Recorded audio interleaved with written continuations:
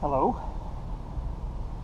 It's a absolutely beautiful day today on the rooftop patio at Agave Apartments where I reside, and it's been a few weeks since I've been up here for just recreational purposes. Again, my favorite place. If you've seen any of the other videos, read any of my other writings, anything prior to this video, this is probably my favorite place in this complex.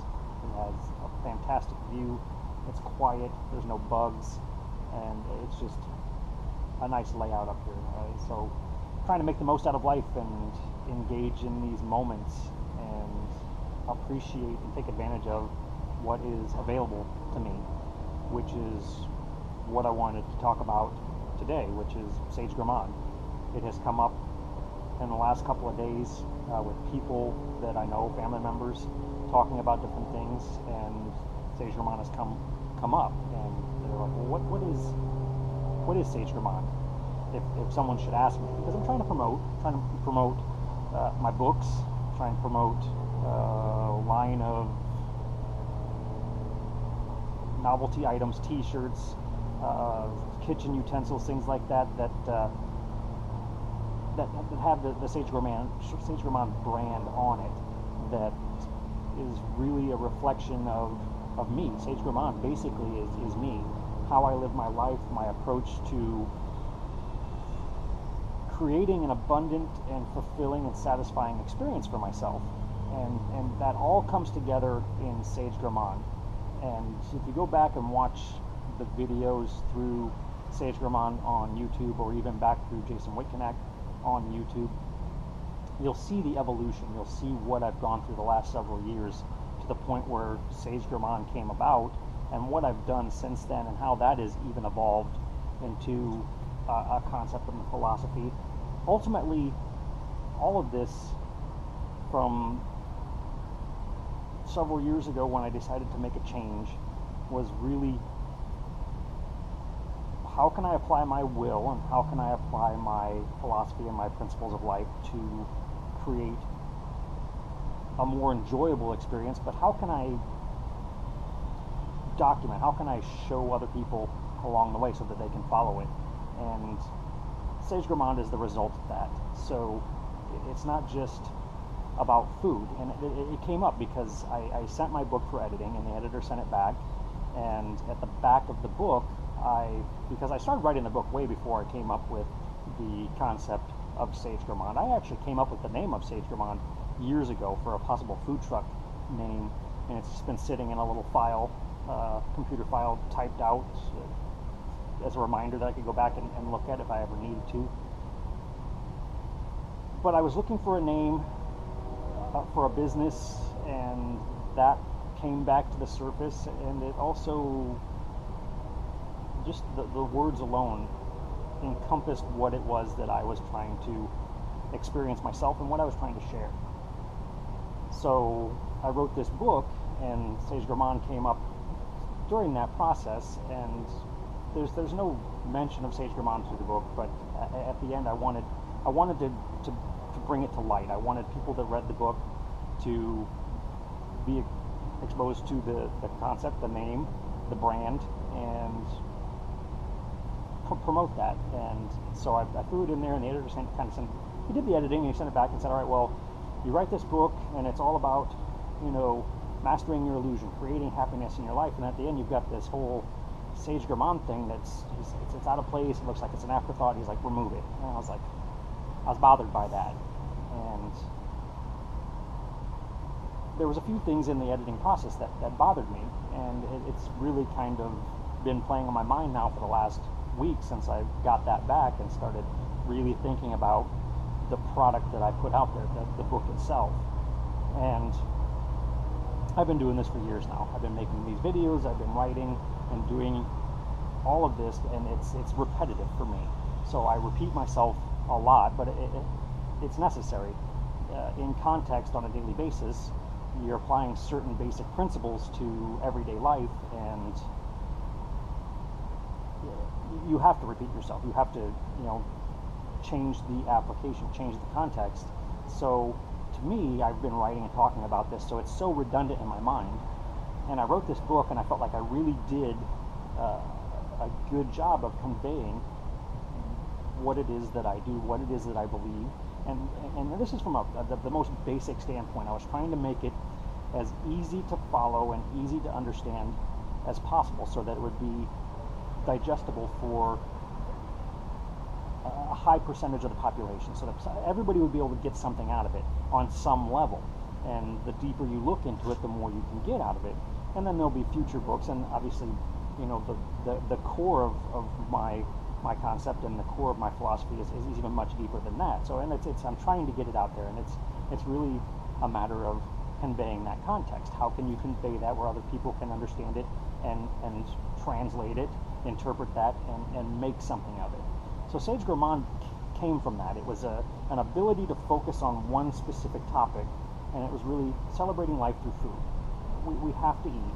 I've said that so many times. It's just really the basic starting point of that Sage Gourmand concept, is that it's a common factor that we all can connect with as humans. We have to eat, and eating, because it's necessary, fortunately for us, is a pleasurable experience. Could be, should be. Some people it's not, but it's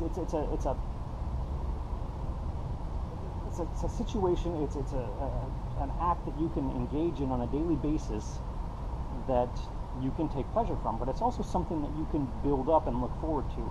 It's an opportunity to reboot. And getting back to that book, when I was writing all this, to me, I thought I had connected all the dots.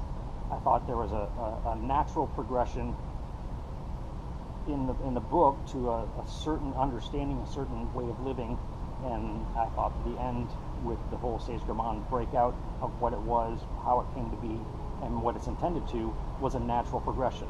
And the editor didn't see it. He didn't see that connection. He didn't see that progression. He didn't see how that fed into that, segued into that. But the more I was thinking about it, I failed to connect some of those gaps. And I started thinking about some of the things in the book that he had pointed out. He was like, well, this doesn't really connect with this. Well, and it does. You just didn't get the connection. To me, it's obvious, but that's what I'm dealing. That's part of taking something from your mind and trying to convey that out for other people to understand. No one is going to interpret it the same way. Nobody is going to see it the same way you do. They're not going to make those natural progressive assumptions. Or, well, this means this, means this, means this. It's all connected. So as a writer, as somebody that's trying to share and convey adequately what I'm trying, what's inside, I failed. And honestly, there was only a few things in there, and to me it was devastating to get that back. Immediately I was like, I failed at this book. I didn't successfully convey what I wanted to in the way that I wanted to do it. I had one person read it and they didn't get it. Now again, that's me being hard on myself. That's just kind of my natural reaction. So I had to think about that. I had to process that and sort through that and figure out, I had to adjust my perceptions and my perspectives to understand that he wasn't shooting me down. He wasn't saying that this is a failure. He was saying, there's certain things I don't get. There's certain things that you wrote about. And by the way, he did say that he liked it. He liked the content. He liked what I wrote about, and he actually was able to apply some of the principles to his own life that made sense. So right there, that's a success. If you can do that and get somebody to take something away with it, even if it's one positive thing, then to me, then you've won. I've won. But what I was caught up on was the inability for him to get from one point to the other and see the connection.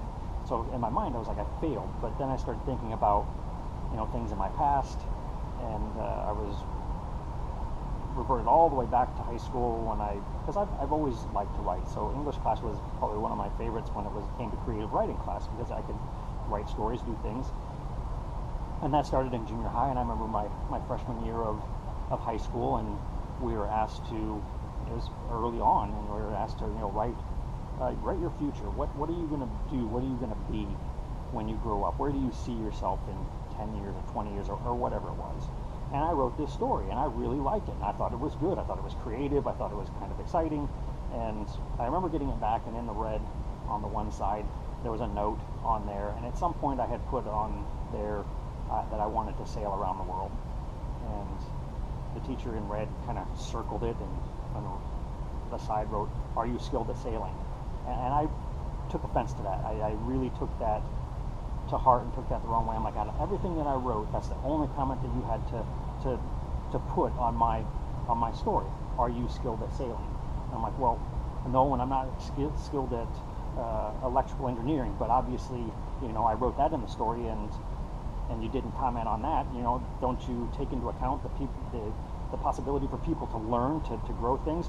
Why is it so hard to assume that I don't know how to sail, or that I can't learn how to? And that's how I interpreted it. And that stuck in my mind for years. That stuck with me well into my adult life, late 20s, early 30s. And I thought about it a lot. It actually came up several times a year. I would remember that, and I would get mad again. And it was always in context of people being judgmental of other people and criticizing other people, and that's really how I saw it in my mind. And it wasn't till, it seems recent to me, but within probably the last 10 years, that it hit me. When I wrote that story, everything that I had written about that I was going to do or did in my future self, my future life that I was projecting out, I had written the sequence. I had written the steps. Well, I'm going to go to school for this to learn this so I can do this and do this, and then I'm going to meet this person and they're going to get me to this. And what I didn't write was that, one, I either knew how to sail, or two, I was going to learn how to sail. So the whole circumstance, the whole episode in my life then became something different, completely different. It went from a negative, angry event in my life that I was frustrated and felt like I was being singled out, picked on, because out of all the things I wrote about, that was the one thing that was noted on there, to, he wasn't picking on me, he was pointing out that I didn't write in enough detail. I didn't connect those dots. There was nothing that led from where I was when I was writing to that eventual event in my life. There was no segue. And I was reminded of that when I got the editing back after I went through a couple of days of kind of beating myself up about it. So then it became easier. It became easier to identify, well, okay, well, I see this now, even though I've talked about that numerous times. I've made numerous recordings about this equaling this, leading to this. I didn't lay out each of those steps in this book. There were certain things that I just took for granted that you as a reader would get to. If you went from here to here, the natural course of events and sequences would seem logical to me, but they weren't. So I have to go back through and write that into the book. So this is all just everything that's been stewing in my mind for the last week. But then it came up with the Sage Gourmand thing too, because one, he didn't know what it was, even though I had written what I thought was a pretty thorough explanation of what it was and what it was meant to be and how it came to be and how it ties in with the way of living that's laid out in the book. There wasn't a connection there. I didn't succeed in conveying what that connection was and why it was important. And I've talked to my parents probably more than anybody about the whole Sage Gourmand concept and the branding and the selling of merchandise, and other than Rhonda, my wife. And I was talking to my mom yesterday, and I was talking about some of the merchandising I had been doing, because I have made t-shirts that I'm selling that I hope to have a long line of them with the Sage Gourmand brand on it, and different motivational or inspirational or quotes that are pertinent to the Sage Gourmand concept, and kind of a reminder of you have the opportunity to live a better life. Just motivational little quotes and sayings and just I'm kind of where I'm at now. And as we were talking about that, she asked what she could do, and I said, market for me, help me. Wear the shirts, tell people about them, tell them that they're available to buy. And she's like, well, I can do that. I'd love to do that. She's like, but then they're going to ask me what Sage Gourmand is, and I don't know what to tell them. And I was like, okay. So again, this is all within a very short period of time, days. I've got this editing coming back saying that I really didn't successfully convey what I was trying to convey. But now I've got the people closest to me telling me they don't understand what Sage Gourmand is because I have not successfully expressed that. And it's a battle with the introverted side of myself that I've always kept things to myself. I'll be 47 in less than a month. And with the exception of the last couple of years, I really kept everything inside. I didn't really share what was on my mind. It's just always kind of been building and building and building to the point where I felt like I was ready to share, and it got to that point. But I still struggle with expressing, still struggle with sharing, especially all the details. I get lost in the moment sometimes, and I forget to share some of the details. So we may be talking, and I'll be like, oh yeah, well this, and this, and I'll hit some of the key points, but I don't tie them in well enough together where people get an idea, a view of the big picture. So that is where I'm at right now. That's what I'm working on. I'm trying to bridge that gap, to create a better understanding of who I am, what I do, why I live my life the way I do, and why it's successful, why it works for me, and why it can work for you too. So again, Sage Gourmand is really me, but it's a concept, it's a principle, it's a philosophy, it's a system of approach to life that I think anybody can apply to their situation and create a better life for themselves. And it's about embracing opportunities when they're there, making the most and appreciating everything that life has to offer. And we're all in different situations, and everybody is getting offered different things in life. Not everybody is sitting on a rooftop patio in the middle of a downtown area, which I absolutely love.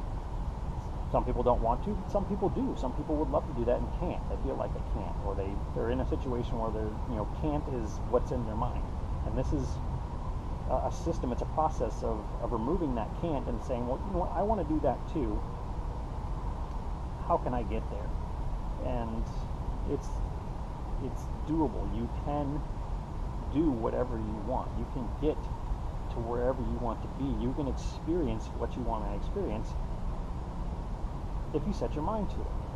Now, there are certain things that I think are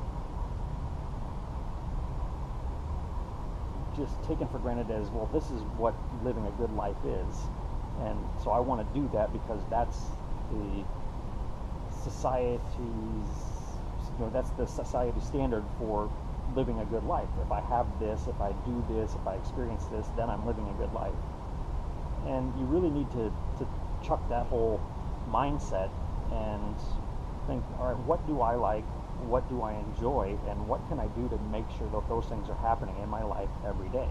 And it doesn't have to be driving an expensive car and going on expensive vacations or traveling the world.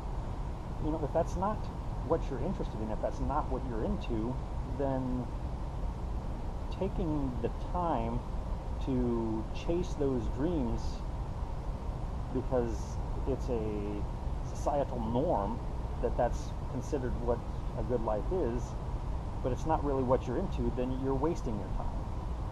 I think at any budget level, I think at any economic standing, whatever you have in your life, wherever you're at, you can experience the things that you want to and make a happy life, a more fulfilling, more satisfying life if you were true to who you want to be. And that's really what Sage Gourmand comes back to. being true to who you are, what you want to be, living a life of honor and nobility. And I always go back to those two words. They're very big words for me. It is a huge part of who I am. So, in turn, it is a huge part of Sage Gourmand. Living an honorable and noble life is more about understanding who you are, where you fit in, what your desires are, and doing everything that you can to reach those goals, to reach those moments of, wow, I've always wanted to do this. I can't even express how happy I am. And then, again, the appreciation part of it, that the mental engagement of, I can't believe how happy I am right now. That giving thanks that you've always been taught to do is not just about saying thank you, or I give thanks to whatever you are giving thanks to for the situation or whatever it is you're experiencing. It's more about the appreciation. It's taking that mental focus and putting it on engaging in that moment and absorbing with every bit of sense that you have in your body to make the most of that situation. That's the Sage Gourmand way, which cycles back down to the simple things. Eating a meal every day. You can do this every day. You can wake up in the morning, you can make yourself breakfast, you can go get some breakfast, but get something that you like, something you enjoy, something that's you know is going to be good for your body. It's going to give you a good start to the day that is pleasurable to you, and it's taking the time to immerse yourself in that, even if it's only 2 minutes. I mean, if you have to eat on the fly, 2 minutes, just block everything else out and engage in that moment and appreciate it for what it is, and then build on that, because you're walking away with that, with the perception that that was good, and you're walking away with a good feeling. My day is good. My day started good. I'm going to have a good day. Because you started off on a positive note. You did something that you enjoyed. You did something that was pleasurable, and you engaged in that moment and you appreciated it, and you can build on that. Again, it's perception and perspective, and you have the opportunity to manipulate that. If you say it's bad, this is going to be bad, that's what you're going to get. Same thing on the opposite side of the coin. If you say this is good, I'm enjoying this, this is everything that I was hoping for in this moment of this day in my life, then you're moving forward in a positive direction. In doing that, you're also putting out a happy energy, a positive vibration out around you. You are influencing everybody else and everything around you. You don't have to go around and tell everybody how happy you are. Just being happy, being satisfied with what you've got, with who you are and the life that you're living, engaging in those moments and appreciating them all at the same time, you are creating an energy around you that is going to create more of that in other people. Now, it doesn't hurt to remind people, which is some people are here to do. This is what I feel I'm here to do. I'm here to remind people this is a good life. Your perception and your perspective of what you're going to experience and how you're going to experience it has more impact than you know. It's not just an impact on your experience. You are impacting other people's experience. And I know this from both sides, because I am living a very happy, joyful, fulfilling life right now, and I can tell when I pass people on the street or I'm sitting in a restaurant with other people that when I'm enjoying it and I'm sharing the experience with other individuals, and I look at them, whether we make eye contact or not, if I smile at them, they smile back. That's anywhere you go. But if you are engaging in an activity with other people, the happier you are, the more you're influencing their happiness. And it's symbiotic. It goes back and forth. You are boosting each other, which is part of why it's so important to be involved in your community, to share these moments with other people. It's part of why we moved into an apartment complex. I wanted to be in a more populated downtown area with a lot more activity, because I wanted the ability to be able to put out my positive experience in the world. Me getting up every day and enjoying things like this, I'm transmitting that out, and I'm doing it in a heavier populated area, and I'm having more exposure to other individuals, which means that I'm influencing them. And if I'm influencing them, and even if I make their life this much better on an unmeasurable, unknowable scale, I'm changing the world. I'm making the world a better place. If I'm sitting in my house, staring at the computer screen, reading article after article after article of bad things, and I'm reading all the comments about every negative thing that's out there, I'm getting into that mindset, I'm contributing to that mindset, and I'm not having the positive impact that I want. And I'm not saying to avoid those things. I think you need to be mindful of everything that's around there. But most of the comments I read on anything nowadays, whatever the side of it, whatever polarizing topic it happens to be, is somebody in there, if not a dozen people, this is the problem with the world today. This is the problem now. And that's how most of these open up. If that's where you're living, if that's what you're creating, all you're doing is feeding that. So I'm trying to get past that. I'm trying to get people to find things that they enjoy doing, engage in those things, and appreciate what they're doing. But at the same time, live with a sense of nobility and honor, and respect other people's ability to do that. Because if I'm doing something and I really, really enjoy it, and somebody's sitting next to me and they're doing something they really, really, really enjoy, there's an energy there, there's an energy connection. We are feeding off of each other, we are stimulating each other in a positive way. Now, if I'm doing something that they don't like doing, and they're doing something that I don't like doing, that does not take away from my ability to appreciate and enjoy what I'm doing. And they don't have the right to tell me, well, that's not fun, and I don't have the right to tell them that's not fun. As long as I'm doing it and I'm happy, they're doing it and they're happy, and it's not interfering with that, our energy levels are going up. Our experience of this reality is getting better, and that's bleeding out into the world. We're making the world a better place. This is where I think everything's getting lost. People don't seem to grasp that your actions on a daily basis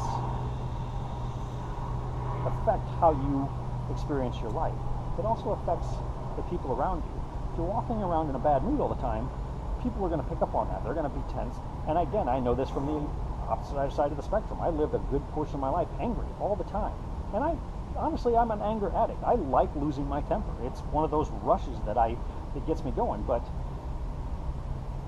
I had gotten so deep into that every day was something negative. All right, well, this is bad is going to happen if I do this, and sure enough, it would happen. So I'm walking around with a chip on my shoulder all the time, waiting for somebody to knock it off so I can lose my shit. All right, yeah, I guess that's one way to live your life if you think that that's making you happy. I'm not going to tell you that you can't do that or you shouldn't do that. I just think that there's better ways to spend your life, and I'm not saying that you can't be mad, you can't lose your temper, and you can't have days like that, because I think that's part of the experience. If you're not engaging in all of the emotions and everything that this reality has to offer, then you're losing out, you're missing out somewhere. Just pick and choose. You have the ability to make those choices, to make your life a better, more enjoyable life, and again, impact other people. So, back to where we started, that is what Sage Gourmand is. It is a concept, it's a principle, it's a philosophy, it's me. It is Jason Witkenack, it's how I live my life, and it is what I'm trying to get other people to do. And it's me in pursuit of this goal. I said early on in my early teens, I am going to change the world. I am going to change the world. I'm going to make the world a better place. I'm going to leave this world, this existence, this reality, and it's going to be better for the way that I have lived my life and for what I have done, and people are going to remember that. I said that out loud to, I can't tell you how many people. I've told pretty much anybody that would listen to me that in my early life, late teens, early 20s. It started as a thought in my early teens and then developed into a more vocal mindset in my late teens, early 20s. And this is my pursuit. That's what I'm trying to do. And I've spent the majority of my life up until this point trying to figure out, well, how can I impact a life and not be as, or impact the world and not be as polarizing as people that set out to change the world are. Because I don't care what the intent is. If someone is trying to change the world for a better place, it's because they think something's wrong. And they focus on what's wrong and they talk about that. And there's always going to be somebody else that sees what they think is wrong as something that's right. And you end up balancing it out. You end up neutralizing both sides, and you get nowhere. You might impact some people. They might live a better life because of it, but you're probably affecting just as many people in a negative way that are on the opposite side that are want to oppose you. One, you're putting yourself at risk. People are going to put a target on your back because they're, especially the higher up you get, the more people you are influencing, the more people you are influencing positive, the more people you are influencing negative if you take that approach. And that's what I struggled with. I was like, I don't want to get to that point. I don't want to be that kind of an influence on the reality. I don't want to cause as many people to get angry. I don't want to create as many enemies as I do allies in this path. So Sage Gourmand just wasn't just a willy-nilly kind of a, all right, well, I'm gonna create a better life through food. It was a process. It was an evolution of pursuing this goal of trying to change life for the better, my own included, and have this impact on not just my inner circle, the people that are close to me, but I wanted that to expand. I wanted to reach a wider market. I wanted to reach a higher percentage of the population. So there are days where I'm like, it's not moving fast enough because it is a time-consuming process. It's not an overnight thing. It's not there's no timeline for me for this, but it's moving slow, and I am prone to frustration. I have anger issues. I have patience issues. So there are days where I get extremely frustrated and aggravated, and I'm like, I just want to do something. Again, I'm going to use the word polarizing. I want to do something so polarizing that people don't have a choice but to see what I'm doing or how I'm doing it. And that, I think, is the way most visionaries have pursued changing the world, is by making these big waves. But again, you're creating enemies along the way, and a lot of those people that had probably the most potential and the most ability to change the world took themselves out of the game too early. They either self-destructed or somebody else removed them. And that is where I have really lived in the last 10 years, is trying not to end up in that position, to end up in a place where I can be who I want to be. I can live the life I want to live. I can enjoy everything that I feel like I want to engage in, and I can influence other people to do that. So, having said all that, I invite anybody and everybody to follow along. Follow the Sage Gourmand concept. Follow me. Interact. I'm trying to create more personal interaction with larger groups of people, which is why I'm now focused on getting the book done and traveling and speaking. But it's also why I'm in this situation I am now, this surroundings. I am in an apartment complex with lots and lots and lots of people from all different walks of life, and we are a community. We live here together, and I've been doing these community meals, which I've only been here we haven't been here for 2 months yet, but I've done 3. I've done 3 community meals where I just invited everybody. I'm going to cook, come eat with me. Come share an experience, even if it's just a couple minutes. And that's what I'm trying to build on. That's what I'm doing here in this community, in Agave right now, is I'm trying to start a movement. I want more momentum behind this Sage Gourmand concept. I want to put more of it into practice. I want to take it out of the theory and put it into actual practice of sitting down with other people and interacting and experiencing a positive experience and sharing that and boosting each other up and boosting up the society that is around us. And it's like throwing a pebble in water. It's concentric rings. It's going to continue to go out. This is my starting point. This is where I'm at, and this is what I'm doing, and why I'm doing it in the way that I am.